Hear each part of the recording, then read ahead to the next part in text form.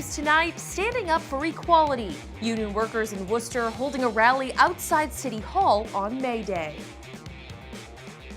Plus, 10 Worcester firefighters are recognized tonight as they receive promotions.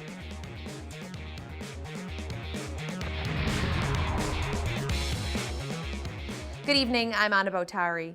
May 1st is International Workers' Day, also known as May Day.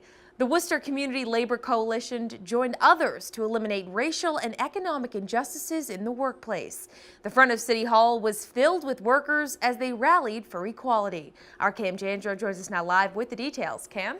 Anna, May Day is a celebration of the working class, and like many cities across the country, Worcester too had a rally out in front of City Hall this evening and standing up for workers' rights.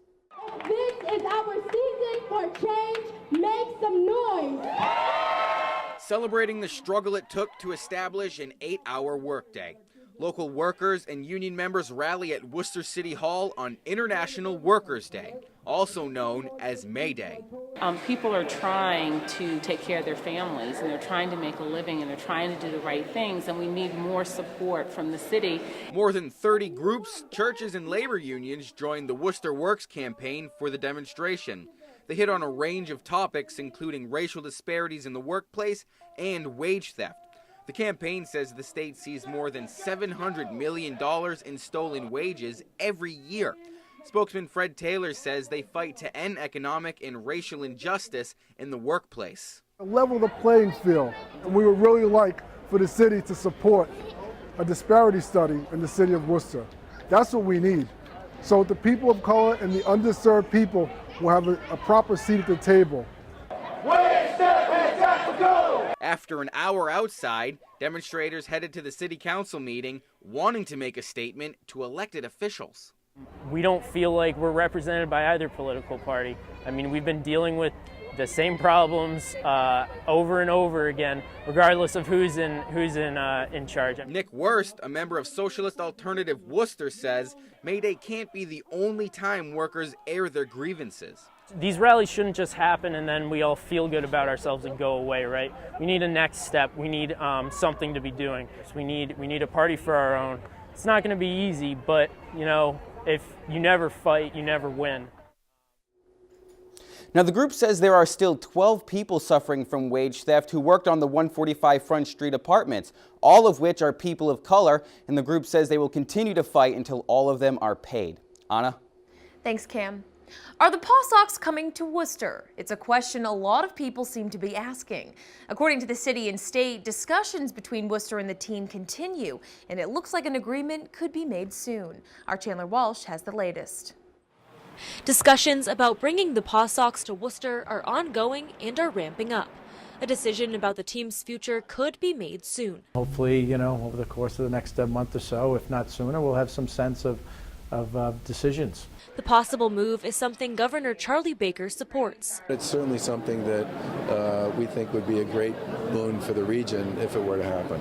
Governor Baker says his administration has been very active in negotiations and discussions, but says Worcester is the one at bat. But the city is the one who ultimately has to figure out how to make this work with the Paw Sox. Worcester Regional Chamber of Commerce President Tim Murray says the city's continuing discussions are a sign of progress.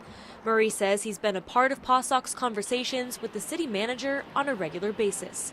And he says the Paw Sox have also spoken to a range of community leaders. The fact that they're here and have been so diligent in doing their research about Worcester and meeting people beyond and outside of the negotiations with the city, to me bodes well or sends a good signal. Murray says he's confident in the city's ability to make sure the deal is a good one for Worcester. He says negotiations seem to be getting closer to a conclusion. Have you spoke with the city today, or do you plan to today?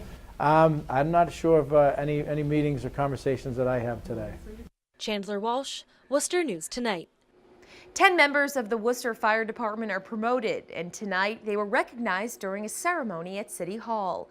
6 became lieutenants, 2 were promoted to captain, and 2 rose to the rank of district chief. Chief Michael Lavoie says there are usually not this many promotions at one time. And while all 10 are assuming new roles in the department, he says the biggest jump is from firefighter to lieutenant. There was so many things to change, and we have to stress to these guys that their job has to change in order to keep the firefighters safe.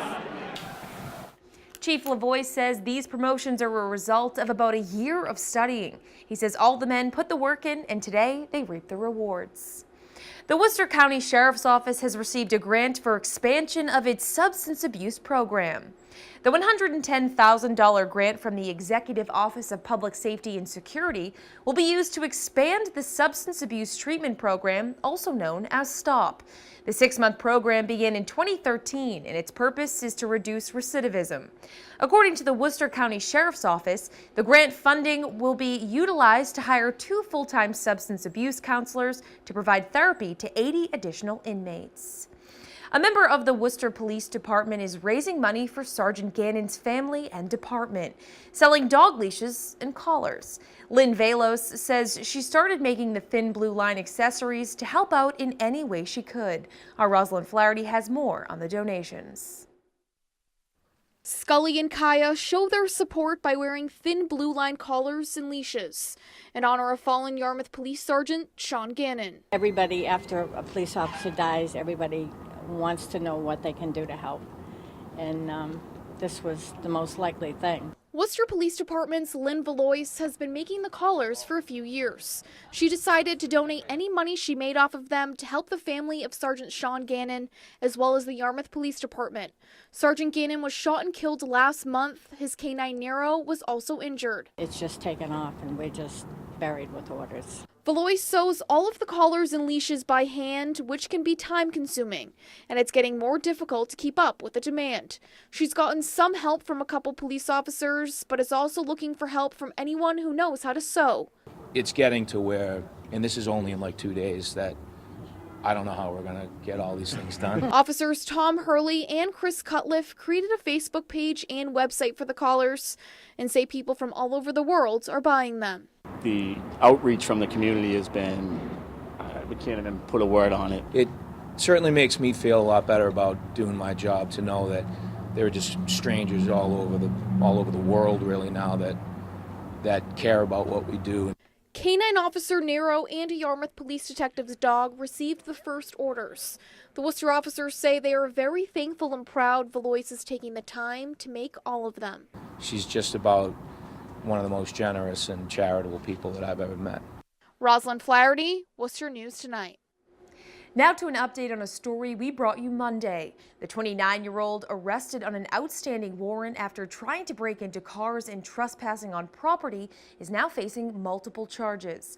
Worcester police say 29-year-old Zachary Bailey cut through this property on 2nd Street early Sunday morning. The homeowner grabbed his gun and came out to confront him. Police say a fight broke out and the homeowner fired 5 shots and hit Bailey twice. Bailey is now charged with attempting to commit a crime, assault and battery, and trespassing. The investigation is ongoing. Another update tonight in Leicester. The shoplifter who attempted to circumvent a security device at a local retailer by covering it with Playdoh has been identified.